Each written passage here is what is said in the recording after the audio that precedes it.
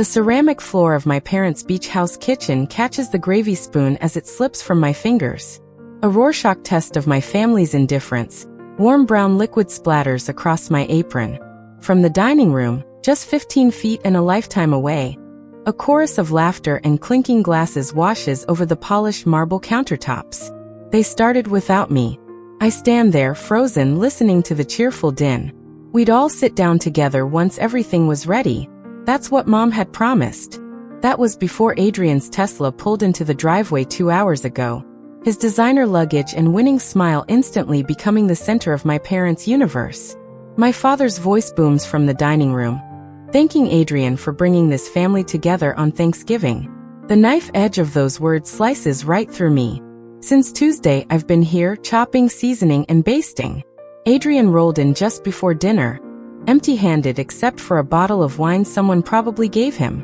I bend down to clean the spilled gravy, my knees cracking against the hard tile. From this low angle, I can see them through the doorway. Mom is straightening Adrian's collar. Dad pours him more wine. Aunt Sarah leans in to hear his latest success story. Not one of them notices I'm gone. 3 weeks ago, Mom started the family group text with her usual holiday enthusiasm. Thanksgiving planning. We'll cook whatever Adrian likes this year since he's been so busy with his new position. I had suggested something different. Maybe that new restaurant on the bay, to give everyone a break from cooking? Mom's response was swift. Traditions matter, dear.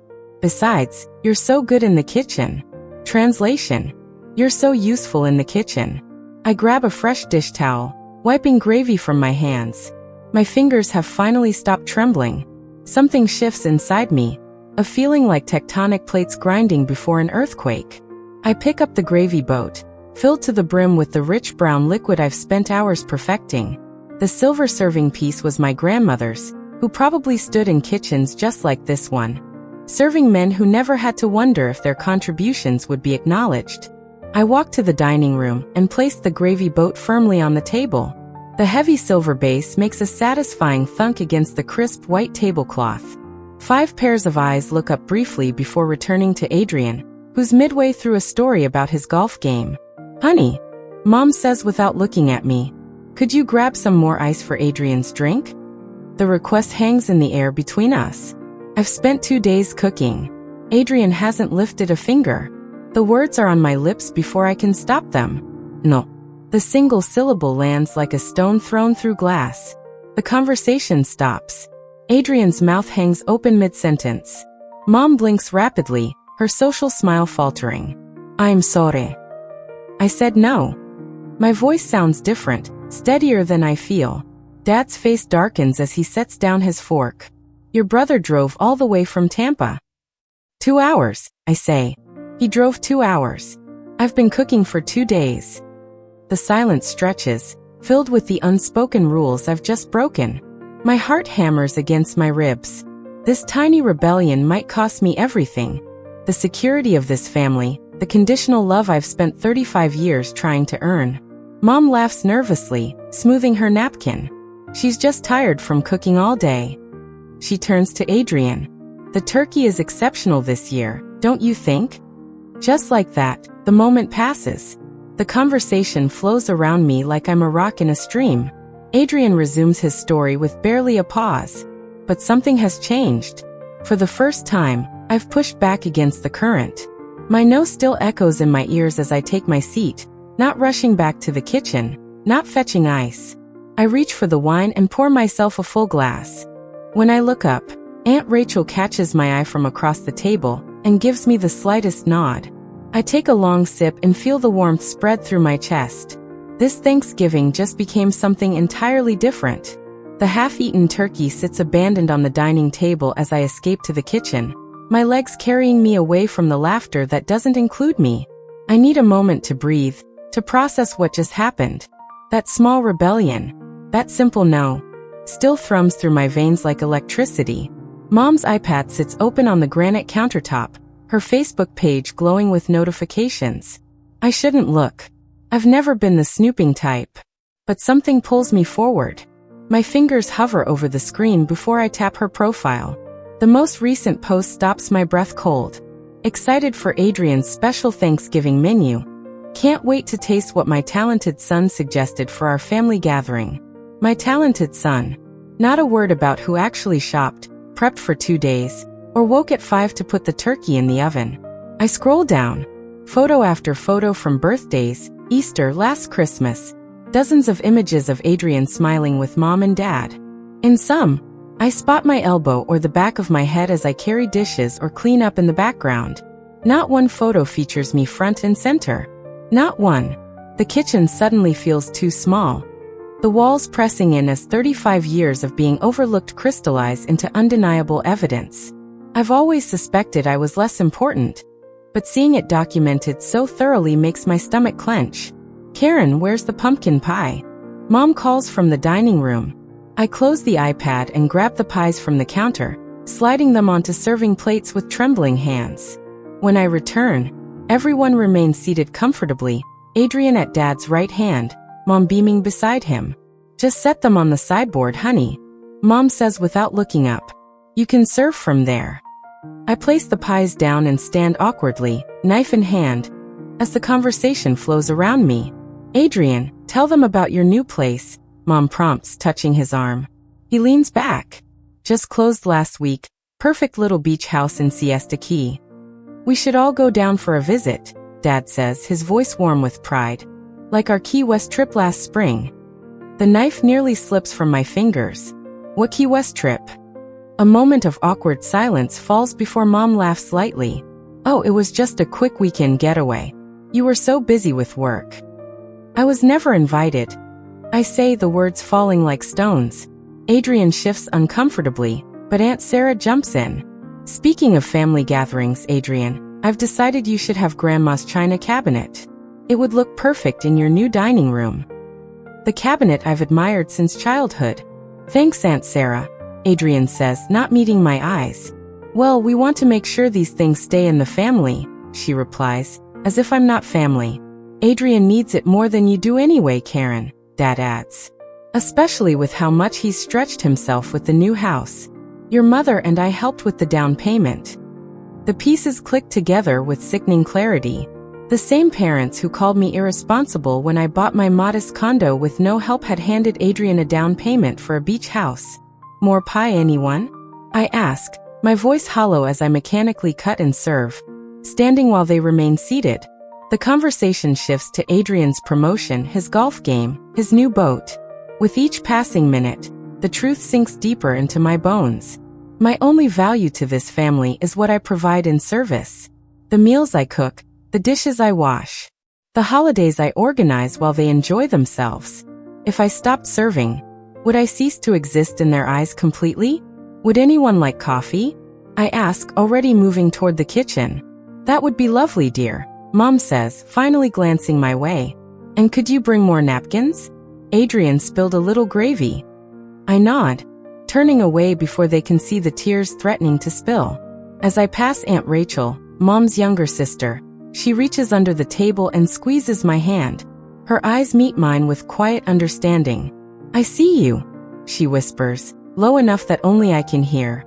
That tiny moment of recognition nearly breaks me.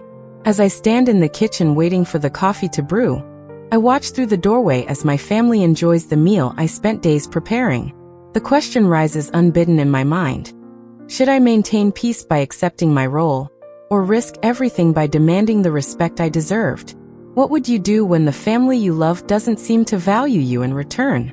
The coffee pot hisses, bringing me back to the present. I arrange the cups on a tray, straighten my shoulders, and prepare to serve my family once more. But something has changed. A seed of resistance has been planted, and I can feel it taking root. My phone chimes with the familiar group text alert. I hesitate before opening it. Exciting news, Mom's text reads. Adrian is hosting Christmas at his new beach house. Everyone's so thrilled.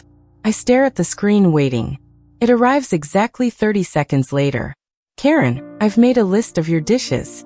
The usual stuffing, your cranberry relish, those little appetizers with the puff pastry, and maybe your chocolate pecan pie? Adrian mentioned how much he misses your cooking. Before I can respond, another message pops up. And honey, could you come early to help set up? Maybe around 9? Adrian has an important client breakfast that morning. The audacity is breathtaking. Not would you mind, but a direct assignment of labor. As if my time, my career, my life holds no value compared to Adrian's. I toss my phone onto the couch. The headache that's been threatening all day pulses behind my right eye. Karen, did you update the Henderson pitch? My boss's voice cuts through the office buzz Monday morning. He stands at my cubicle entrance, arms crossed. I'm working on it now, I say, minimizing the Christmas shopping website. I'll have it to you by 3. No. It was due Friday. His disappointment weighs heavier than anger would. The client meeting is tomorrow morning. This isn't like you. It isn't like me. I've always been the reliable one. The one who stays late. The one who makes everyone else look good. At work. At home. Everywhere. That night, I barely sleep. My stomach churns. The clock reads 3:17 a.m. when I finally give up. This is the 3rd night this week.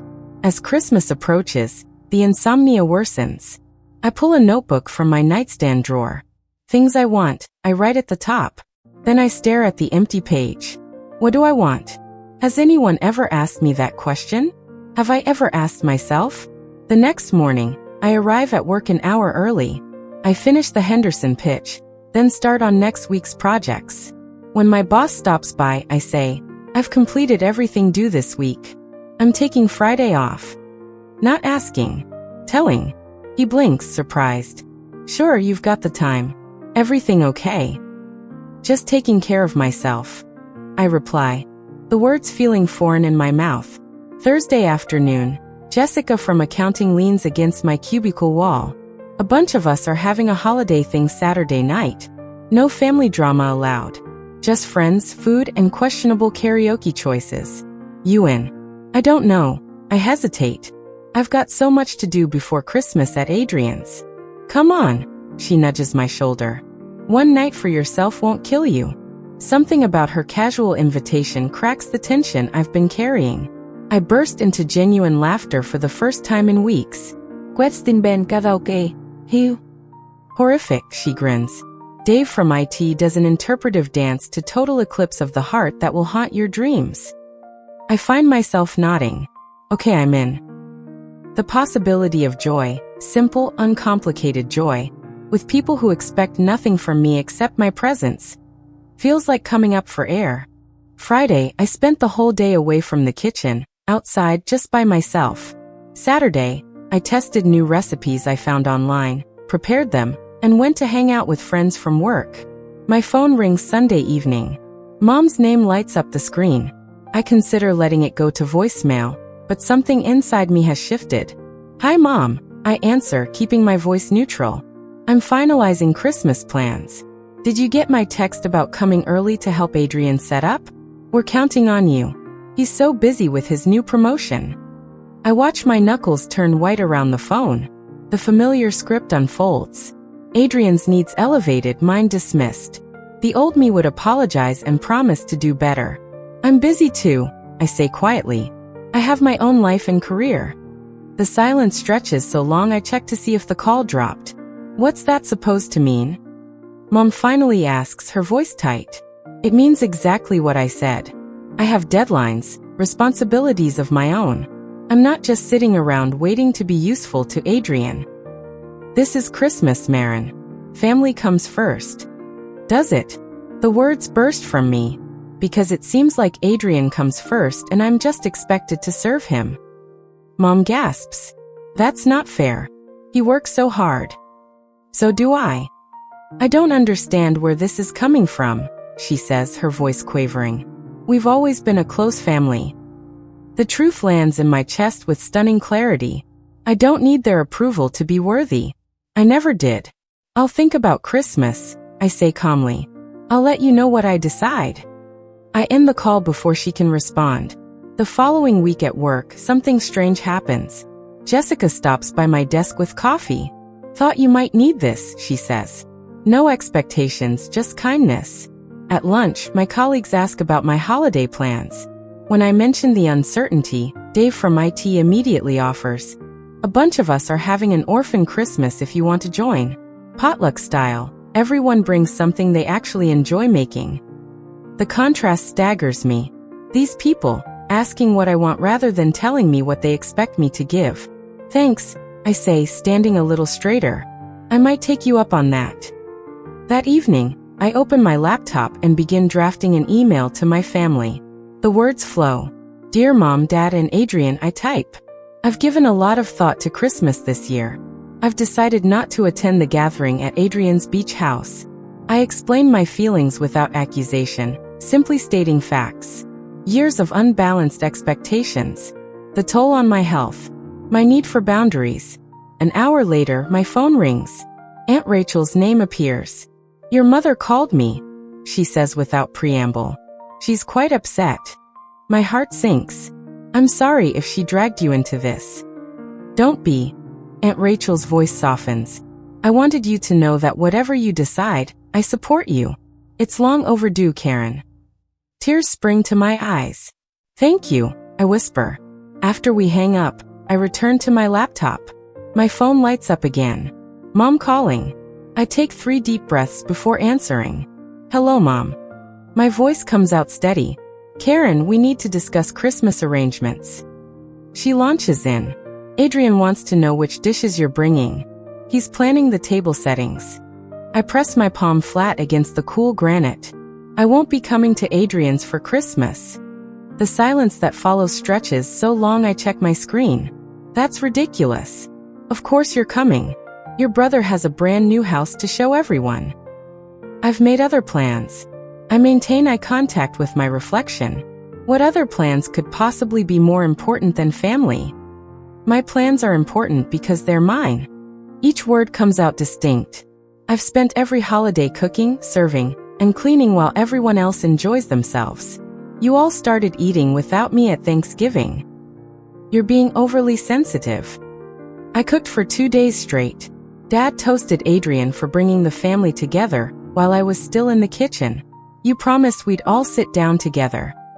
For the first time, Mother has no immediate retort. The silence carries weight. Well, she finally manages. I'm sorry if you felt unappreciated. I didn't feel unappreciated. I was unappreciated. The distinction matters. I'm making different choices this year. You'll break your father's heart. Her voice wavers. He's been telling everyone how proud he is of his children. I almost laugh. When did Dad last tell me he was proud of me? He didn't even acknowledge my promotion last spring. That's not fair. She stops. He's not good with words. Not like Adrian. Adrian is good with words because you and Dad hang on every one of them. Her breathing changes. I suppose we've taken you for granted. The admission, however small, stuns me. What would it take to fix things, she asks. I hesitate. Should I give them another chance? Or was it time to prioritize my own well-being? I hang up without answering, promising to think about it. Jessica arrives at my condo an hour later with takeout and her laptop. Operation Freedom Christmas is underway, she announces. Look at these options. She flips open her laptop. Key West has vacancies. Christmas on the beach instead of Christmas in servitude. I stare at the images of turquoise waters. My family would never understand. That's kind of the point, Jessica scrolls. Your happiness isn't contingent on their understanding. My phone buzzes with Aunt Rachel's name. Speaking of family, I murmur, answering. I heard you're skipping Adrian's Christmas extravaganza. Rachel's voice carries no accusation. News travels fast. Your mother called in reinforcements. She wanted me to talk some sense into you. And I told her I'm visiting you in Orlando instead. The smile in her voice is unmistakable. I've had enough of Adrian's show-off mansion. If you'll have me, of course. Tears well up again, but different. Really, we can start our own traditions.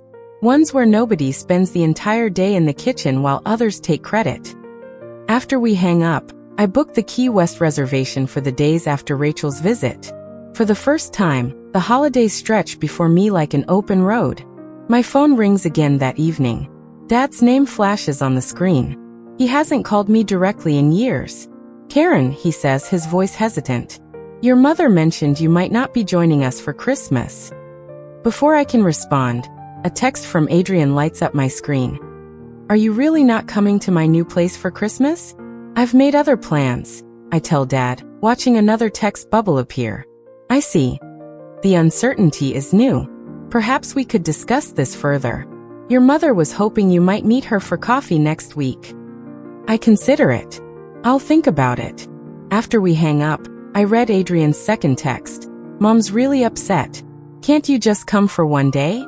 Standing in my quiet kitchen, I realize I'm smiling. Not from cruelty, but from the strange weightlessness of finally being seen. They've noticed my absence. It's a start. Next Wednesday, holiday music floats through Sunflower Cafe. Mother sits across from me, her hands clasped around an untouched peppermint mocha. Between us lies the worn leather photo album she brought. Your brother needs you, Marin, she says, flipping to Adrian's kindergarten photo. This isn't just about dinner. It's about family obligations. I watch her finger trace Adrian's face, skipping over my photo beside it. Even in reminiscing, I remain invisible. Adrian has important clients coming. He specifically asked for your cranberry relish recipe. Not for me. For my recipe. Your father and I won't be around forever. Are you really willing to throw away your family over petty jealousy? The words land like a punch. But then I notice her eyes darting to check her performance's effect. I reach into my bag and pull out my own folder. I brought something too. I say, my voice steady. I place 2 family photos side by side. One from last Easter, me at the edge carrying a tray. Another from Thanksgiving, me in the background refilling glasses. 6 holidays in a row where I cooked every dish. I slide forward a handwritten list. 32 family gatherings where I arrived hours early to set up and stayed hours after to clean. For birthdays of mine that were rescheduled for Adrian. Mother's face tightens. We appreciate everything you do. You appreciate everything I provide. I correct her. There's a difference. I tap the list. When was the last time anyone took a photo of me enjoying a holiday meal? When did anyone offer to help me? When did my birthday get the same attention as Adrian's job promotion? She shifts uncomfortably. I'm not throwing away family, Mom. I'm refusing to be the servant. Her mouth opens then closes. She has no response. I pull out my phone. I'm spending Christmas in Key West, I say, displaying the confirmation email. With friends who see me as more than what I can provide for them. Mother stares at the screen, her face draining of color. You've already booked it? The question is hollow. But what about Adrian's dinner? The genuine confusion in her voice speaks volumes. Adrian has 2 hands that work perfectly well, I reply, and a kitchen full of appliances with instruction manuals. She looks at me as if I've suggested brain surgery. He doesn't know how to cook a turkey. YouTube exists, I say simply. I learned most of my recipes there when no one taught me. The barista calls out another order. Life goes on. When our bill arrives, I take it before she can reach for her purse. This one's on me, I say, placing my credit card down. No strings attached. Mother gathers her photo album, her movements stiff. As we stand to leave, I touch her arm gently. When you're ready to have a daughter instead of a servant, I'll be here. I've always been here. You just need to see me. She doesn't respond, just nods once before walking out. I watch through the window as she sits in her car for several minutes, not starting the engine, just staring straight ahead. That evening, Jessica helps me pack. My phone buzzes with texts from Aunt Rachel. Family channels are buzzing. Apparently, Adrian asked if the turkey comes with instructions. Your mother told him to order catering, but your father insists on a home-cooked meal. I feel a strange lightness. My absence has created a disruption. My contributions were substantial enough to leave a gap. As Jessica and I toast to our beach Christmas, my phone lights up. A text from my father, the first direct message in years without my mother. We need to talk, it reads. I set the phone down without responding, feeling neither triumph nor regret. Just the quiet certainty that whatever happens next, I won't be returning to the kitchen while others enjoy the feast. In Key West, the sun warms my face as I stretch out on a beach towel beside Jessica. Laughter bubbles from my chest. For once, I'm not serving, I'm simply present. Karen, get in this. Jessica waves her phone, framing a photo. I slide into the frame, smiling without reservation. The camera clicks. Your pick for dinner tonight, Theo says, passing me the restaurant guide. The simple act of choosing feels revolutionary. The seafood place on Duval, I decide. Jessica raises her plastic cup. To Karen, who showed us all how to create holidays worth celebrating. 11 months later, on Thanksgiving Day, the aroma of rosemary and garlic fills my Orlando condo. The timer reads 40 minutes remaining, plenty of time to join my guests. Need any help? Jessica asks from the doorway.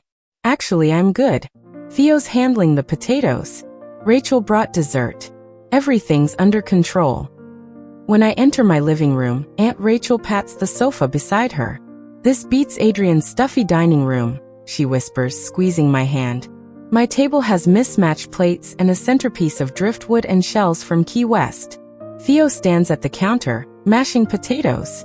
Wine, I offer Rachel, pouring myself a glass without waiting. Your father called me yesterday, Rachel says quietly. Asked if you were hosting Thanksgiving. How are they doing? Managing. Your mother overcooks everything. Adrian burned the stuffing last year. We laugh, and the sound holds no bitterness. We gather around my table. I take my seat. We pass dishes family style. I taste everything, savoring flavors. Rachel raises her glass. To traditions that nourish rather than drain us. To chosen family, Jessica adds. 2 weeks later, my phone lights up with my father's number. I answer with steady hands. Marin. His voice sounds older. Your mother and I were wondering if we could visit for Christmas. I stand before the wall where I've hung the photo from our Thanksgiving dinner. 5 smiling faces, mine centered and glowing. I'd like that, I say. But things would be different. We'd cook together, not just me. And I've planned a friends gathering on Christmas Eve that wouldn't change. The silence stretches between us. Then, I think we can manage that. As I consider my father's request, I wonder if some relationships can be rebuilt on new terms, or if some patterns are too deeply ingrained to change. What would you do? Try to redefine the relationship, or maintain the healthy distance you've created? I hang up the photo, adjusting it until it sits perfectly level. Whatever happens with my parents, I've found my footing. This is my life now. Chosen, not assigned.